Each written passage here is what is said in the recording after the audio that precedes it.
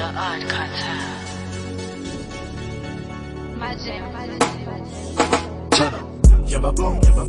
Madam Patience, thank you so much for joining us at the Art Kartel Studios today. We appreciate you coming and would like to celebrate you as International Women's Week and wishing you a great day and a great week this week. A bit about yourself.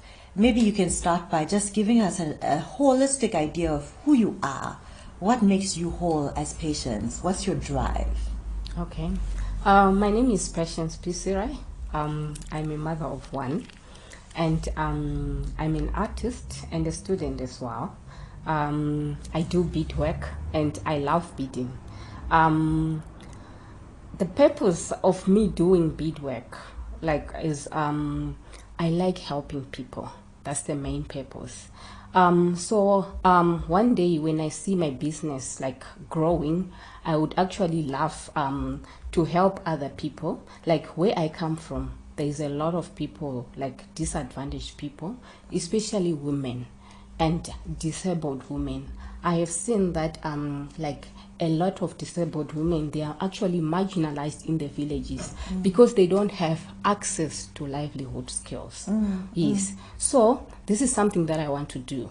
I would like to set up facilities in the villages for disabled women so that I can train disabled women to do beadwork. That's a exciting path. Yes. And I've done that before. Have you done it before? Yes, I've done that before. What led you to this journey? What brought you to, obviously you've mentioned that, you see the marginalized impact it has on, access to different women, but how did you come about beading? What brought your interest specifically to the industry of jewelry or beading or beadwork? Well, actually, ever since I was young, I loved using my hands. So I can say it's a gift from God. When I was in primary school, I used to make doormats, woven doormats. Yes, I used rags. Yes. I used rags to make doormats. Okay. So I just loved using my hands. Then when I was working, I used to work before, then my colleague was selling beads. She used to come to work and sell beads to us. The first time that I saw the beads, I'm like, wow, this is my thing. And then I asked her, where do you buy the beads? Then she told me, she disclosed all the information. She wasn't mean to me. And I didn't tell her that I was going to do that. I actually went to the shops, bought some beads, and started making beads myself, started making necklaces. Well, it was a disaster in the beginning. I would like to say it was a disaster because and I remember I was doing it with my friend. I would make some pieces, give it to my friends, and she would go. My friends would go and sell them for me. And one of my friends, she told me that the other day she sold a piece of necklace to someone, and the lady gave her 100 rand, and it was before she had given her the piece. And as she was handing out the piece to her, it broke. All the pieces fell on the floor. So it's actually it's actually a long journey, to be where I am now. Yes. So I've seen your stand, and I love your pieces that you have, jewelry pieces there. And I really love coming to your stand because you're very engaging and just like you've told this story and, why you sell your pieces and so on. How do you engage with your customers and how do you get them to come back? What is your ingredient, your key ingredient of making us intrigued in what you do, and how do you get us engaged to wanting to come back? Okay, the thing is, I love making my customers happy. Yes, and also I need to I like selling real beads. It's the quality of my products. I don't change. It's just a standard. I also explaining to my customers the type of beads, and some other beads, they've got meanings actually. The beads that I use. Give us some examples of like meaning behind yes, certain beads okay, that you have. okay, like tiger's eye.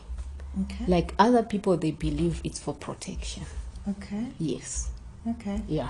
And any other beads that you would have? Are they from a specific part of Africa, or are they just... Some of them are from Thailand. Okay. And some of them are from China, especially those ones that have meanings. But I've noticed that like they have different meanings, like all of them. Like it actually depends on the person, what they believe in. Okay. Yes. Okay. Yeah. Because somebody may come to my table and say, no, this is for protection, and the other person, this is for healing. So, like, it also depends on somebody's perception. I see. Like, it's what they believe in. Okay. Yes, yeah. And do you get lots of clients that come and ask you for specific design? Do you make custom jewelry as well? Yes, I do. Like, Okay. yeah, people can just, like my customers, they bring pictures, and some they just ask me like to make something like that. I just like an imaginary thing, like I have to do it myself. They just say, I want this piece, can you make something out of it? Yeah. Okay, this is interesting. So a little more about yourself, Patience. I mean, this is the entrepreneur side of you, and sharing and wanting to add value, to collaborate with communities and build skills there. But there's a lot more about you. I mean, you've studied international relations, and currently doing your honors in international politics as well. Yes. Where does Patience see herself in the next few years, in the next 5-10 years? Where do you see yourself? What is the bigger picture of your journey? Okay, all right. I would say it on the business side and on the like professional side, because actually I would like to do both. Okay. That's on the bead side. I think I would like to penetrate in international markets. Okay. Like maybe I would Doing the beadwork. Yes, doing the beadwork. Yes, Okay. international markets, and also, like I said, I would also like to have like facilities to help disabled women to have access to livelihood skills. So they would come to the training centers and make beads for themselves. I can trade them maybe once, or then they can make beadwork for themselves and sell them. Maybe we can advertise it on websites or social media. Yes. Then I would like also to have like pieces like my work on a website. I would like to have my website where I can sell my products. Wonderful. Wow. Yes. That's... Yes. Then I would say on the professional side. Yes. My dream is to work for the United Nations, the women's side. Okay. Okay, like United UN Women, yes. So that I can be like helping, like I can be on the ground, like so that I can help women, especially disabled women. I have worked with disabled women, and I'm telling you now, I have realized that through working them, that disability is not inability. Wow. Yes, I have trained people like I've trained like a group of about 50 women like with Leonard Cheshire disability, and I'm telling you now, they are earning a living out of beading. What a phenomenal journey, Patience. It's, thank you for sharing such a remarkable insight of who you are, what you do, what your passions are. All right. If there are young women out there that are inspired by your message and what you've done, what you aim to achieve, and your journey, what message would you give women out there and young people that are aspiring to take on a journey of entrepreneurship as well as focus on their careers? What would you give, and what would your message be to them? Okay, I would say like everything, like every business like has got its own challenges, but you just need to have determination and to be focused. Yes, so as to achieve whatever you want to achieve at the end, and everything is possible. That's what I would say. Wow, thank you so much.